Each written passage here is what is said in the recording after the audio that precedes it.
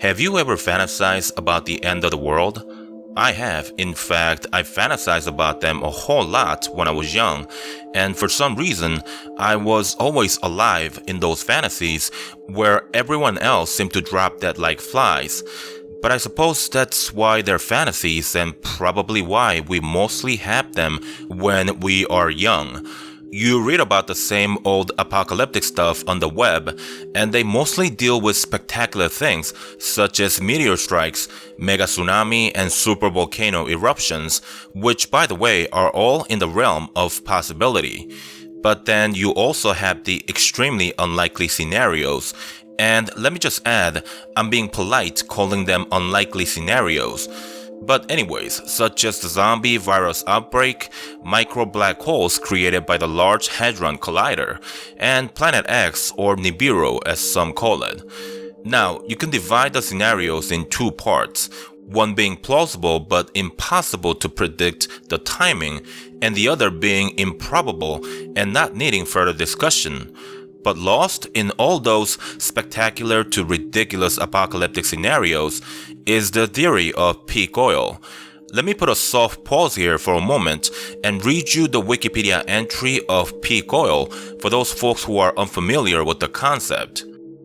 Peak oil, an event based on M. King Hubbard's theory, is the point in time when the maximum rate of extraction of petroleum is reached, after which is expected to enter terminal decline. Peak oil theory is based on the observed rise, peak, fall, and depletion of aggregate production rate in oil fields over time. It is often confused with oil depletion. However, peak oil is the point of maximum production, while depletion refers to a period of falling reserves and supply. Alright, with that out of the way, peak oil has been debated for decades now, and it's always been brushed off as an event that's still far removed in the future. The problem with the attitude, "Oh, I'm too hip to be discussing a conspiracy theory," is that we all know peak oil isn't some made-up scenario, and it's a real event that will take place in our history at some point in the future. But what would you say if I told you that peak oil has already happened, that I am in a position to know this to be a fact? Would you say that I'm crazy? Perhaps you will laugh at me thinking, then where's the civil unrest and chaos? Well, there couldn't be any public reaction to it if no government around the world has ever made it official, right? After all, peak oil, in layman's terms, it only means that we've extracted all of the oil deposits that are easily recoverable, thereby reaching the peak crude oil production. Logically, the next series of events to happen is the production of crude oil gradually decreasing because regardless of how much oil reserve there is left in the world, they are all located in places that humans cannot have easy access to. Ask yourselves, why are we wasting billions of gallons of fresh water to extract oil from Canada's oil sands? Why are there over 1,000 offshore oil rigs around the world? It is simply a reality that the pace of production cannot keep up with the continued growth of global demand of crude oil. Then again, allow me to play the devil's advocate to point out a few contradicting views. The US is producing some 4 million barrels a day from shale oil production alone, and in total 10 million barrels when you combine the conventional extraction. That's a lot of oil. Canada produces a little over 4 million barrels a day, so combined, the two North American nations are producing something close to 15 million barrels a day. When you look at the global production, then the number jumps to about 100 million barrels per day, and that sure as hell is a lot of oil. But if that number helps you sleep at night, then I've got news for you. We produce only as much as we consume, meaning we use about 100 million barrels each day as a global community. That is an astounding consumption rate. To put that number in perspective, that's the equivalent of draining an Olympic-sized swimming pool every 15 seconds, and that number is growing by about 2 to 3% each year. The good news is Venezuela has about 300 billion barrels of proven oil reserve. Saudi Arabia comes in at second with about 270 billion. and the world as a whole has a total of about 1.6 trillion barrels of proven oil reserve.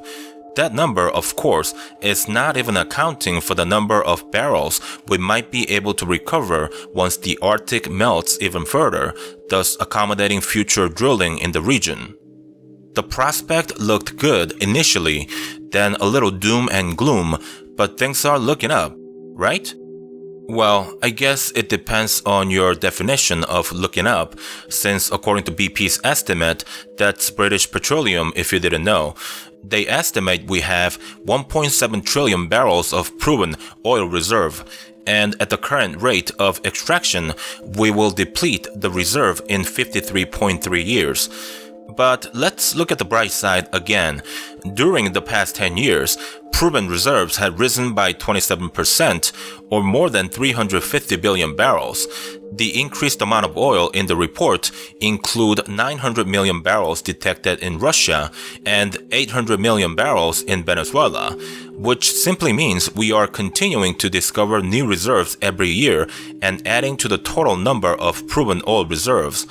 As for the United States, which lately has been ramping up oil extraction through horizontal drilling and hydraulic fracturing or fracking, BP says its proven oil reserves are 44.2 billion barrels, 26% higher than in BP's previous report. That means shale oil extraction enterprises in the United States have more to offer than many first believed. But crude oil is a finite resource. Everyone has an opinion about the timing of peak oil, but one thing that no one can dispute is that we will run out of crude oil eventually. It is as certain as death itself.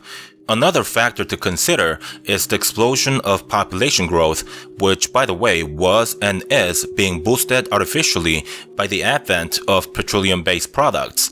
The world population is projected to reach 9.7 billion by the year 2050, so it shouldn't come as a surprise that the next 100 years will be, in the best case scenario, be challenging for the global community. And I'm talking about it in the most optimistic view in mind when I say things will be challenging. Let me explain. Let's imagine that we have 100 units of apples, and those 100 apples are gone forever once consumed. There are no more in stock, no more apple trees out there. That's all we have for food, and so we'll die of starvation once we exhaust the apple supply. Now, let's assume we are a group of 10 people, and we as a group consume 1 apple per day. Day 1 goes smoothly, no incident whatsoever. Day 10, we are still doing fine. But then on the 30th day, apprehension starts to affect everyone's behavior, but law and order still prevails. Then comes day 50, and everyone begins to realize they've reached the halfway point to their inevitable death. Now people begin thinking, questioning, and strategizing alternate scenarios that could potentially ensure a longer survival period. What if someone died? What if I teamed up with a few others and murdered half of the population? Humanity and civility begins to take a backseat to survival instincts, and the group fractures into several smaller groups. Group of 4 members take on a group of 2, and they easily wipe out the smaller faction while only suffering 1 casualty. The 4 others who weren't involved in the fight see this as an opportunity, and they too become an alliance. The group of 4 members take on the 3-member-led coalition, and they take them out while suffering 2 casualty. The 2 survivors can now survive many more days than they would have with a group of 10, but who knows how long it'll take until one of the 2 stab the other in the back. What I'm trying to tell you is that survival instinct trumps everything when shit hits the fan. 9 meals from anarchy. Look it up if you don't know what that means. Nations will not wait until we deplete all recoverable crude oil. They will devise a plan long before that happens, and I'm afraid that plan isn't going to be declaring war between nations. You might be wondering, isn't that a good thing? And the answer is yes and no. If you reside in any of the nations with nukes or say a top 10 military forces in the world, then it's probable that war would increase your life expectancy, at least initially. The top military forces around the world will go after the smaller nations with abundance of proven oil reserve, and they won't be exchanging nuclear strikes with one another, which could only result in mutually assured destruction. The latter scenario could come at a later time if war was chosen method of solution for the crisis, and that's precisely the reason why nations around the globe will not take the path of war. The simplest and sustainable solution to solving the shortage of supply of the demand of crude oil is by simply eliminating those who demand the supply. If you haven't solved the puzzle yet, I'm talking about you. The clerks, teachers, lawyers, the everyday people who can easily be replaced with there being millions of others like you. Human civilization needs to buy time, lots of time before we can figure out the next source of energy that can replace crude oil. If you think solar energy is the answer, then that answer is wrong. Solar power passed the tiny 1% threshold in 2015 in terms of global production. The amount of funding, raw materials, and manpower that's needed to bring that number up to even 10% is colossal. Then you also have to account for all the products that require petroleum-based materials to be produced. Fuels to power the vehicles, tires to run those vehicles, asphalt to drive those vehicles on, lubricants to keep machines well oiled, petrochemical used in the chemical industry, pesticides and fertilizers for farming. The world we have built runs on oil and cannot exist without. Now is about a good time to touch on something that I lightly highlighted earlier. I work with people who are employed by the government and private sectors alike, people with clearance way above anyone you know. I personally am not such an important person, but I do a job which gives me access to information the average person will never attain. I can't reveal more than that about myself, but I will tell you that I have seen more than 1,000 classified files over the years. Many of those files were government contingency operation proposals that at times even the president didn't have access to. I don't like to use the phrase shadow government because it sounds so conspiracy nut-like, but ultimately that is the group that decides the fate of the world. This shadow government doesn't have nationality. It doesn't side with any nation or any particular individual. The end goal, if there is one, isn't something that I can comment on since I have no clue of it. But based on what I've seen over the years, once those in power set something in their sight, they'll get to the destination one way or another. To them, it's about the big picture. The peril of one person or even the population of an entire nation isn't something they take into account when making decisions. The emotional and moral aspect of decision making is only considered for the sole reason of continuing their plans successfully and as smoothly as possible. As much as I used to be bothered by the practice or culture, if you may, I gotta admit, there's a certain level of clarity and refinement in such ways of thought. It's probably impossible for an average person to understand just how much we've adversely affected the ecological health over the last century. We are in many ways pests to this otherwise a magnificent planet. It is a simple fact that every other life form on this planet would do so much better without us. As much as I'd be hated for saying this, I've learned to respect and appreciate the individuals who empower themselves to see past the present and are willing to do the challenging things that will restore the balance of nature. Unfortunately, what planet Earth desperately needs right now is to rid of a large percentage of the human population. That need also coincides with the need of nations around the world as we move forward. If you've been paying attention until now, then this will be a good time to bring back the 100 units of apples we spoke about earlier. At our most optimistic estimate, we've got a little over 50 years until we exhaust the proven oil reserve. But for the sake of conversation, let's get insanely optimistic and propose that in the coming years, we'll discover more oil reserves, and let's give ourselves 100 years until the depletion of crude oil. With that in mind, how long will it take until nations around the globe decide that it's time to grab as many apples as they can for themselves? 10 years? 50? That's the question of the century, no? In some ways, though, the answer to that question isn't all that important. What's important is that it will happen, and our fate from where I'm standing looks sealed. So why am I talking about something that we couldn't change? I think it's because I'm only human, and at the end of the day, I will not be one of the VIPs to enter the survival bunkers when shit hits the fan. I'll be out here with you, dead or alive, until the process of population reduction is completed. There are many programs put in place for the coming years. It'll likely start with outbreaks of infectious diseases. It'll reach epidemic proportions in a few months to years.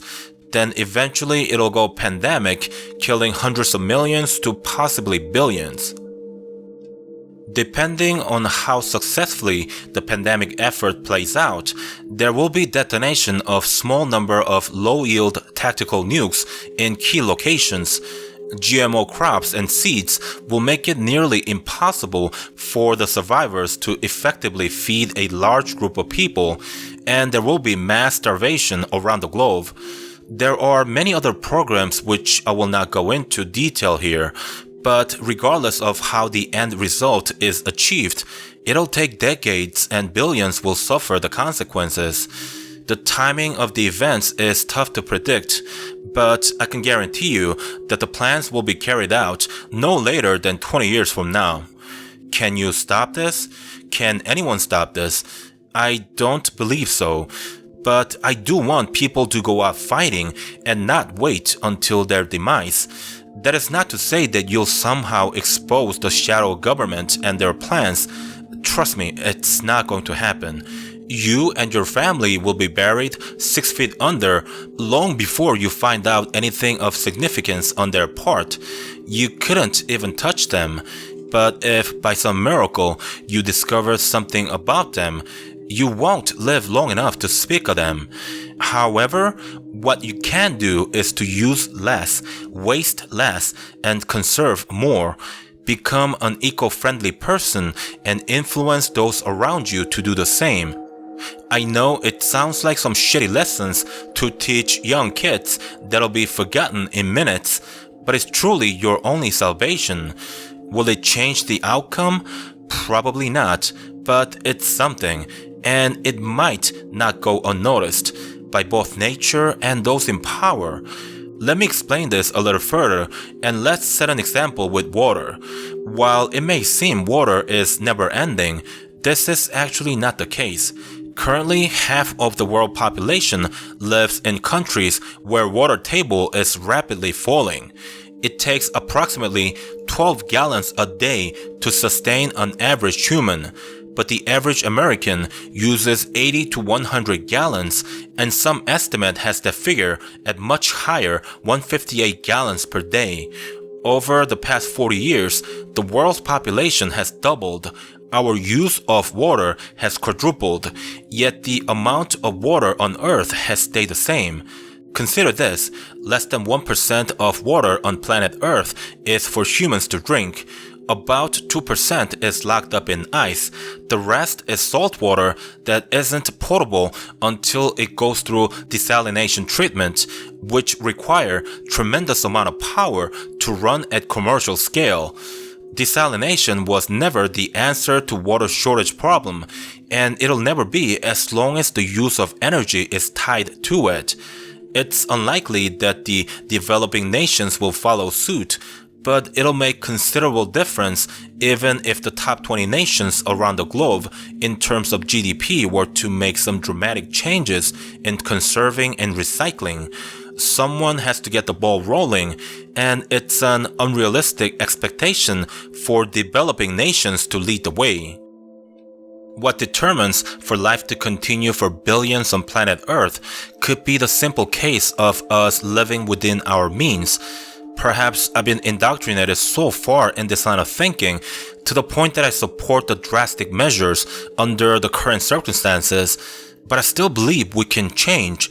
We can learn to live with less, and more importantly, learn to be happy with less. The path, however, is not without challenges ahead. Assuming that the leading countries do successfully change their ways, and that's a big assumption, there's still the problem of overpopulation in developing nations. Overpopulation is, of course, a complex and touchy subject. The cause can be attributed to the decline in the death rate, better medical facilities, immigration to developed nations, conflicts and war, lack of family planning, and etc. Forgive me for speaking bluntly, but people will fuck no matter what, and babies will pop regardless of what the world leaders demand.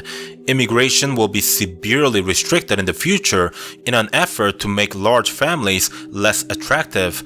Relief efforts for poorer countries will cease.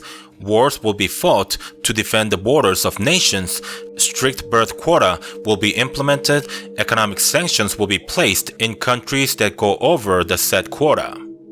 As it has been for as long as the human civilization existed on this planet, the powerless will suffer the most, and we will all be responsible for the coming carnage. Before you make the assumption that the developing nations are the problem, first think of the fact that people most at fault, those who began this destructive cycle, are the people of the first world nations. In the end, there's no one to blame but ourselves, regardless of your nationality. The play is in motion, and all we can do is to do the least amount of damage while we salvage what we can. I live in a small tin can of a house made of a shipping container. I've got solar panels to power my electronics and a bank of batteries that keep my house powered throughout the night. I ride the bicycle where I can and drive my Tesla on longer trips. I turn off the water while I brush my teeth, shut off the shower while I shampoo and lather. I do these tedious things in hopes to set an example to those in the range of my influence. I don't believe it has made much difference in my friends or family, but that may have something to do with the fact that I haven't told them what I'm telling you. Death is staring you in the face. I'm really curious to learn what your viewers will think of this story and how it may affect them. After all, there are so many outlandish stories on the web that it's hard to take anything seriously nowadays. I will tell you, however, I enjoy these outlandish videos on YouTube because so many of them are full of shit, and yet many of them have some truths in them. It amuses me and at the same time surprises me how some of these tiny droplets of truths somehow spill over the seemingly impregnable walls that hide away the secrets of the most powerful individuals on our planet. I often wonder if it's the imagination of human beings coinciding with reality, or if truly someone is deliberately leaking the truth. Perhaps there are more people like me out there. To end this story, I would like to tell everyone that time's running out. Even if you don't believe any of the things I've said, all you have to do is a little research on how much we've polluted planet Earth and how fast natural resources are being used without any chance of them being regenerated in their natural cycle. We are at the precipice of self-annihilation. I hope you will all choose to face reality instead of opting to brush off this warning as another conspiracy theory. Goodbye and Godspeed. Okay, that was quite a story. I don't know about you guys, but this story kind of had an emotional impact on me because the topic of peak oil is something that I've been interested in researching for a long time. Our current use of crude oil and its derivative products is something that I'd always compare to cigarette smokers. Now, keep in mind that I used to be a heavy smoker as well, and I used to continue the habit even though I knew of the many illnesses associated with its usage. When human beings get addicted to certain things or in lesser degree become accustomed to certain luxury or indulgence, we never seem to stop and think before it's too late. For me, the truly scary thing about peak oil is that we haven't really found the source of energy that could replace crude oil. It's a fantasy that solar and wind power could replace it because of all the logistical nightmare involved, but also due to the millions of derivative products we need in order to support the billions of human life on Earth.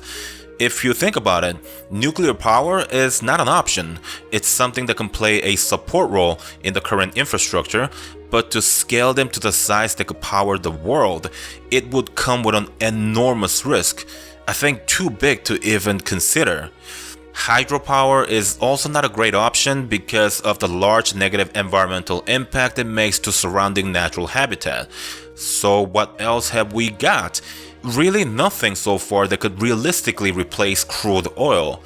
Our consumption rate continues to rise, but discovered or undiscovered, we all know crude oil is a finite natural resource. So essentially what we're doing is we continue to ramp up the usage, knowing fully well the party will end eventually. Akin to our government continuing to print money out of thin air, hoping that we won't realize that fiat currency is no more valuable than monopoly money. I mean, I'm just as guilty and I fully admit that. But nonetheless, it's fascinating and at the same time alarming how we continue to live with this culture of consumerism, the never-ending cycle of buying the latest and the best, even though deep down we all know this narcissistic culture is slowly killing us. I agree with the things the author has said in the last paragraph.